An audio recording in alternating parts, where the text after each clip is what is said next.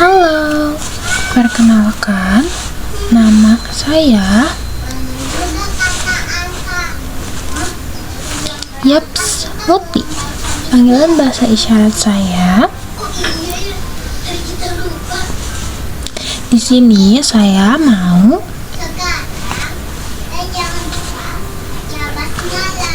wait.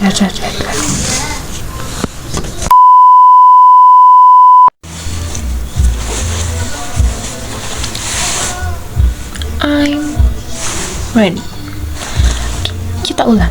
Perkenalkan, nama saya Muti Nabila Arashidah.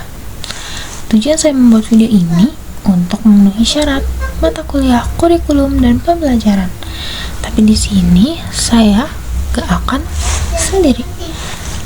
Karena saya kelompok 8 beranggota 2 orang, saya dan rekan saya yaitu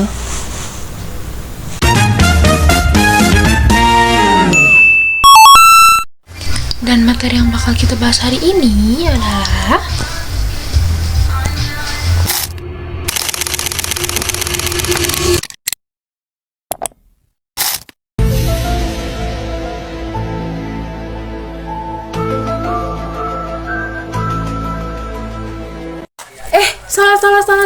Di persentase kali ini kita akan membahas tentang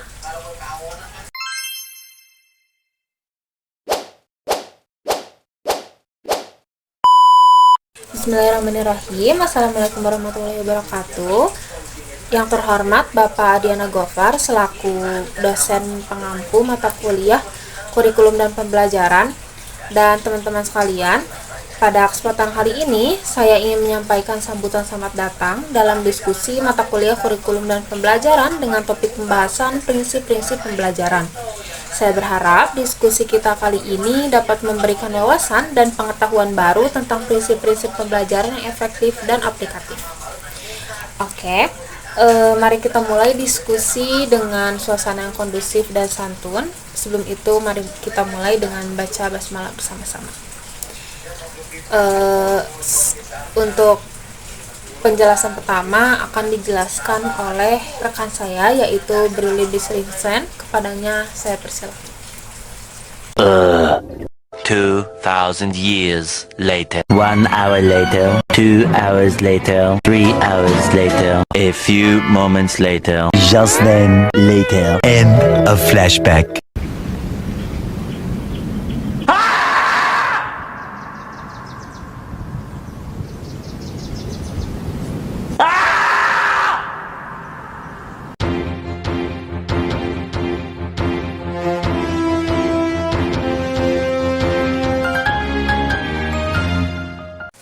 Pemaparan selanjutnya yaitu tentang prinsip-prinsip individual yang akan disampaikan oleh saya sendiri.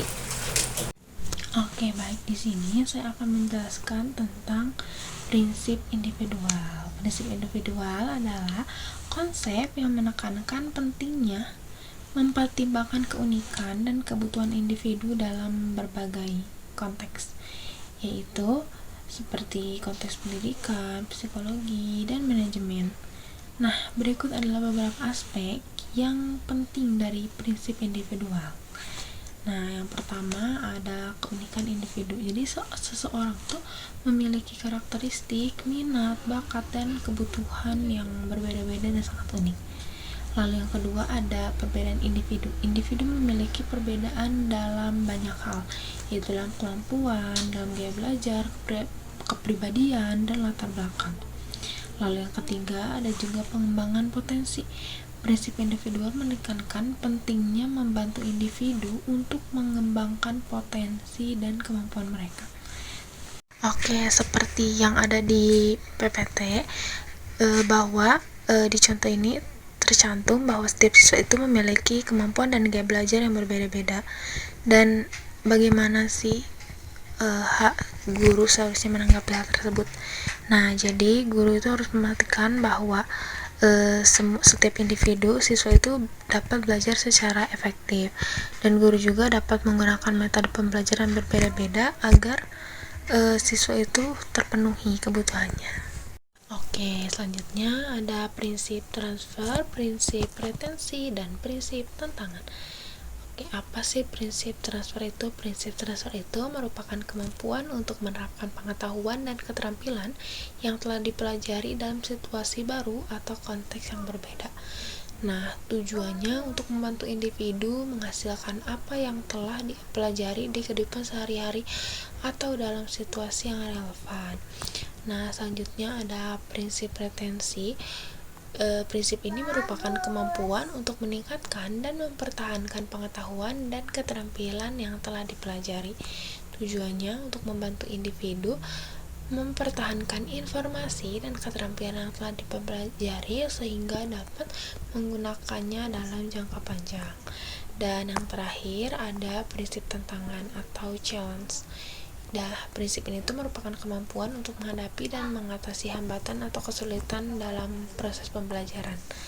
Nah, tujuannya untuk membantu individu mengembangkan ketahanan, kreativitas, dan kemampuannya.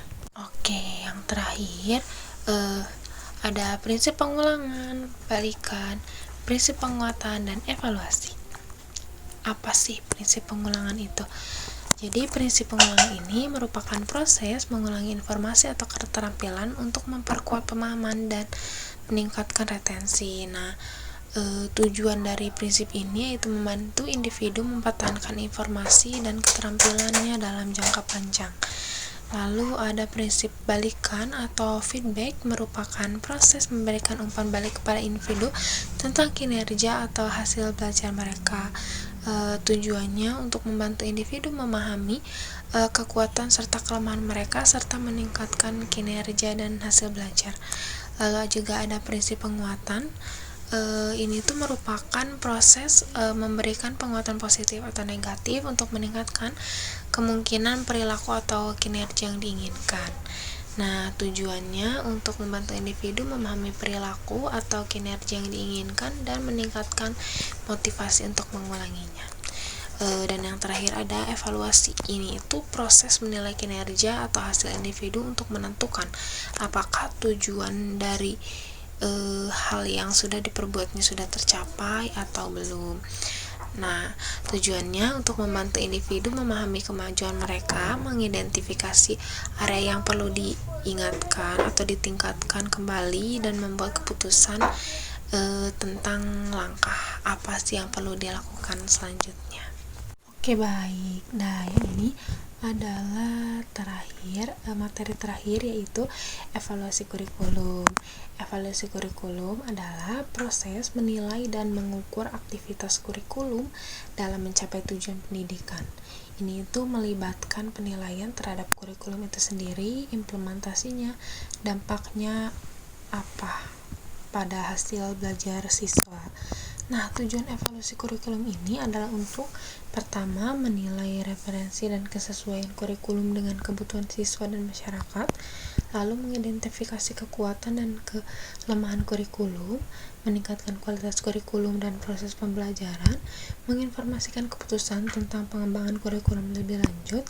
Dan evaluasi kurikulum ini dapat melibatkan berbagai aspek seperti tujuan dan sasaran kurikulum, isi dari struktur kurikulum, metode pembelajaran dan penilaian, implementasi kurikulum di lapangan, dan dampak kurikulum pada hasil belajar.